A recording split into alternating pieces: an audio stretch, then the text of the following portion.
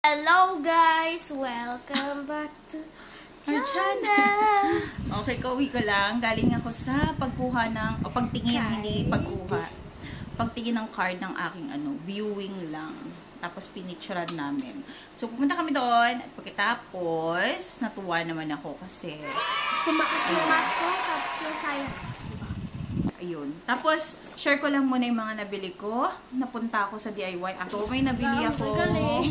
Tchanan! Ganito lang. Talagang ganito lang yung balot, oh. Yan. Parang walang mga plastic. Yes, ano yun? Yes, may new brush.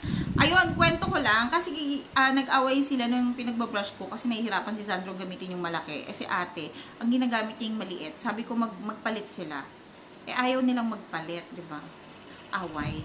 Eh maliit nga naman yung hands niya. Okay? So sabi ko, ito na lang, bili ako. At itong brush na ito nakakatuwa kasi yung, alam niyo, pwedeng isuot, i-brush dun sa loob ng shoes. Tapos ito pa is natatanggal, ay tinanggal na niya. Okay, natatanggal siya. O, nagiging dalawa. O, diba? So ito para sa mga maliliit na shoes, tulad ng shoes ni Sandro sa loob. Kasi ito yung sa mga malalaki, pwede rin. Ayan. Sino nang gagamit ng luma? Wala. Diba? Ako. Hindi, depende sa kung anong shoes nga ang ibinabrush ninyo.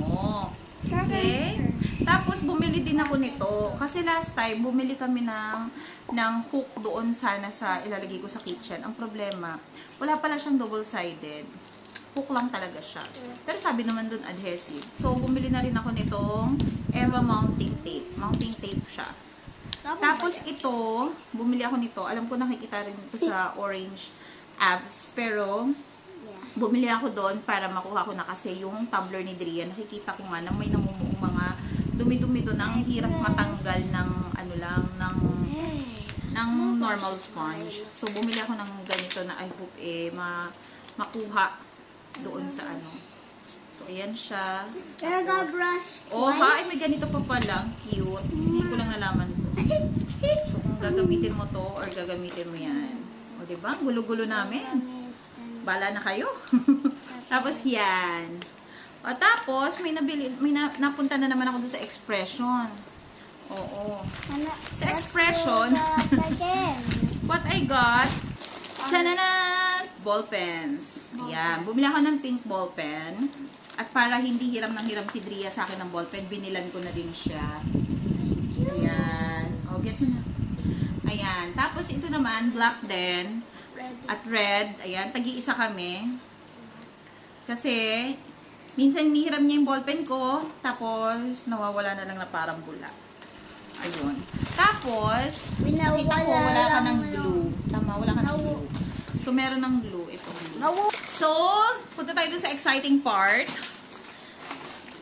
Okay, exciting part. May napuntahan akong thrift shop doon. So, alam niyo ba kung magkano to? May nakita ko rin ako dun sa Expression na ganito, pero medyo mahal siya. Pero ito nabili ko lang ng 50 pesos. So, ganito siya kalaki. Canvas. May mas malaki pang ganito na 50, kaso naubusan na daw eh. Tignan nyo, naka-thrift shop siya ha. As in, parang ukay-ukay. Pero tignan nyo, naka-plastic pa oh. O, yun oh. Ang ganda oh. Parang nabibili talaga siya sa Expression or sa mga malaki bookstore. So, dalawa yan. 50 pesos. Okay? Mahilig si Dria sa paint. Tapos may gagawin kasi kami project, diba? May gagawin tayong project. Okay. Next, to, nakita ko din siya dun din sa same thrift shop, no? Meron ng ganito dati si Dria, yung aqua beads. Actually, yung aqua beads na yun, nakuha namin sa isang, nagbigay ng toy kay Dria, tapos gawin naman ng video, ganon. This one, yes, this is Finding Dory na aqua beads. Ayan yung mga pwede niyang magawa. Ayan. Like this. You try to do it with ate. And then, ito naman yung kay Dria. Ayan, Hello Kitty. Yan. Meron ganyan si Dria noon, kaya alam na niya, feeling ko alam na niyang gawin yan. Madali na lang para sa kanya. Ganyan So easy to make. And, for only 50 pesos din. Oh, what? It's so cheap. Yeah. Pero sa online, Amazon, tignan niyo yung aqua beads. Yan talaga yung niya, aqua beads. Take loob ng aqua beads ni ate. Oh, show it. Yeah, first. Teka.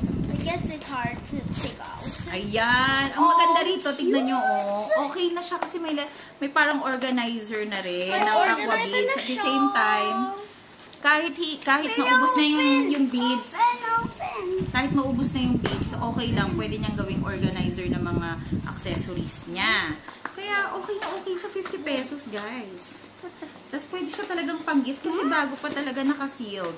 Oo. Ito yung kay Zan. So, medyo maliliit naman yung kanya. Oh. Ayan. So cute! Ay, nasaan yung mga beads nito? Wala yung mga... Ay, ito pala. Ay, nagpanik si Mami. Akala ko lang. Ito pala yung mga beads niyan. Oh. Yes. Tapos ito yung mga pwede niyang gawin. Ito yung pa-follow mo. Pa-follow mo yan. Mga black, tapos blue beads. Mamaya, pagkatapos namin mag-explain, Yan! Diba? pagkatapos namin mag-explain, pwede na gagawin namin yung mga gagamitin namin. Pwede na nilang gawin. Yan. Mahanap talaga kung minsan mga gagawin nila para naman hindi sila busy kakanood lang dito kapag nasa bahay. Yan, nagiging busy sila sa ibang bagay. Minsan din talaga tinuturuan ko sila sa gawaing bahay. Like yun nga, nag-brush sila ng mga ng mga tsinelas nila, ng shoes, kahit hindi ganun kalinis. But kung ganyan ng organizer, tignan niyo yung organizer. Hello Kitty! Tignan niyo yung organizer. O, diba, Hello Kitty siya, tapos ito yung open niya. O, yan. So, ito, pwede niyang paglagyan ng earrings, ng kwintas kapag hindi na niya gagamitin. O, diba? Uy, sulit na to sa 50. Pinadaanan niyo yung bandang Fairview. Yun. Yung may may kailangan mong bagitin yung kanilang verse. Malapit doon. Sa tabi nun. Yun. So, do you like it, ate? I love it. Natuwa lang din ako kasi sobrang mura na. 50 pesos. Hindi mo kailangan bumili ng mahal para, diba, para sa kanila. Mura na yan. Abot yan ng mga 200 plus kapag sa mall bili-bili. Try nyo. Kung nakin Toy Kingdom, meron yan. Papakita ko sa inyo mamaya yung gawa nila.